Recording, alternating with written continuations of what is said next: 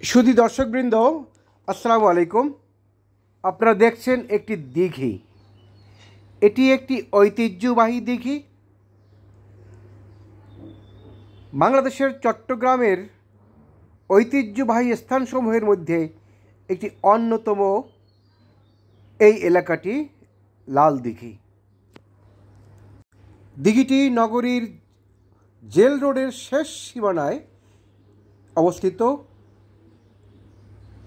2 acre 70% জায়গা জুড়ে এই দিঘিটি অবস্থিত। এর এক পাশে আন্দরকিল্লা, অন্য পাশে জেলা পরিষদ ভবন এবং স্থানীয় ব্যাংকসমূহের শাখাসমূহ। লাল দিঘির দক্ষিণ পাশেই আছে 1904 সালে প্রতিষ্ঠিত Chittagong city corporation public library. লাল দিঘির ইতিহাস বলতে গেলে 1761 সালে ইস্ট ইন্ডিয়া কোম্পানি চট্টগ্রামের শাসনভার গ্রহণ করে। সেই সময় এন্তেকালি কাছারি অর্থাৎ জমি সংক্রান্ত তহসিল অফিস, বর্তমান মেট্রোপলিটন পুলিশ অফিস, যেটি লাল রং দেওয়া ছিল। এটাকে লোকজন তাই লাল কুঠি বলে চিনত। এই লাল কুঠির পূর্ব দিকে ছিল জেলখানা, এটিও লাল রং করা ছিল। তাই এটি লাল ঘর নামে পরিচিতি লাভ করে। এই ভবন দুটো লাল পাগড়ি পরিহিত ব্রিটিশ পাহারাদাররা পাহারা দিত।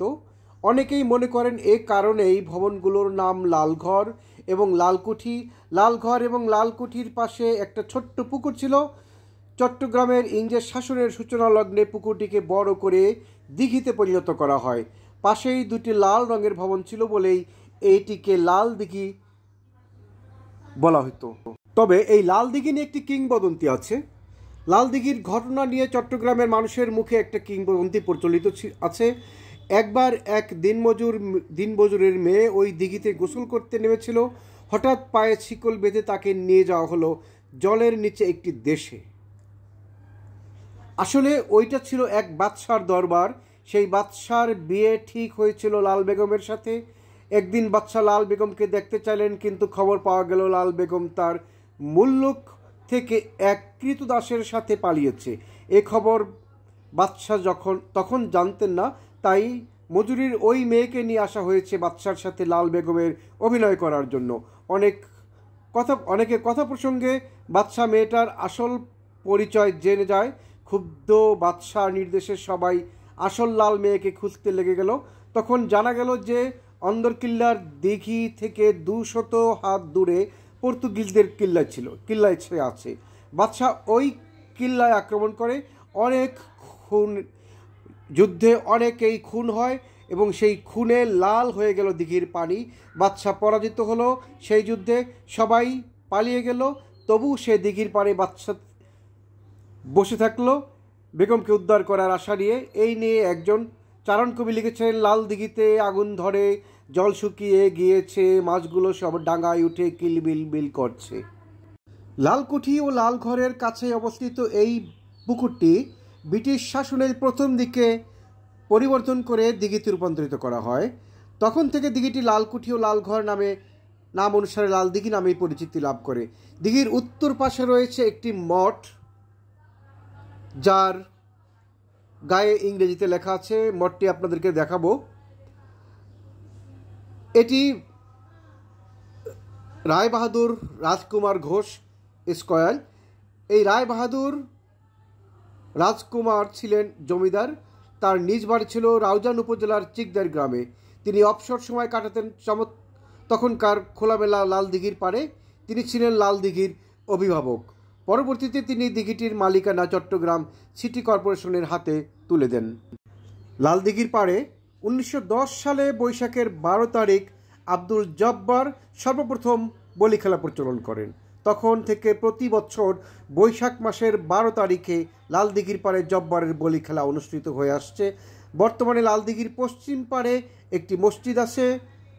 শহরবাসীর চিত্ত বিনোদনের জন্য এখানে সবুজ গাছপালা ঘেরা পার্ক রয়েছে। সুধীবৃন্দ,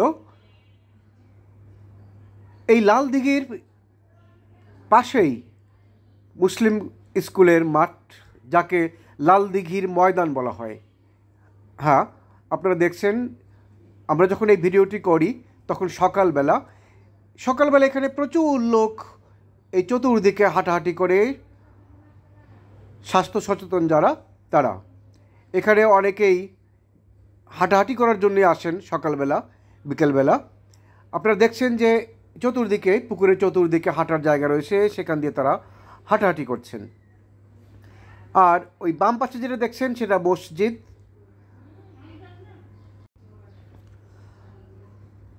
পূর্বে এই দিঘিটিতে ঘাটলা ছিল, লোকজন এখানে নামতে পারতো, কিন্তু বর্তমানে ঘাটলাটি বন্ধ। তারপরও কিছু ছোট্ট বাচ্চা তারা লাফিয়ে এর ভিতরে নামে। আমরা এরকমই দেখলাম একটা ছেলেকে লাফিয়ে নামতে। বললাম যে তুমি এখানে কি করো, তুমি কেন নামলা বা কীভাবে নামলা। যাক, আপনারা দেখছেন যে এই লাল দিঘিটি একটি ঐতিহ্যবাহী দিঘি, সেই জন্য আপনাদেরকে দেখানোর সুযোগ করে দিলাম। আশা করি আপনাদের ভাল লাগবে এবং এই দিঘিটি আপনারা নিজেরাও পরিদর্শন করবেন, ভালো লাগবে আপনাদের। এখন দেখাচ্ছি আপনাদেরকে যে মসজিদটি, দিঘির ওপারে মসজিদটি। এখানে নামাজ পড়ার সুব্যবস্থা রয়েছে। আপনারা লেখা দেখছেন, পড়তেও পারছেন যে রাজকুমার ঘোষ স্কোয়ার। হ্যাঁ, সকালবেলা এখানে অনেকেই এসে শরীরচর্চা করেন। যাই হোক, আশা করি ভিডিওটি আপনাদের ভালো লাগবে।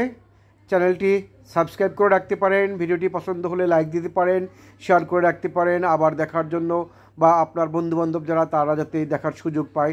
ধন্যবাদ সবাইকে ভিডিওটি দেখার জন্য।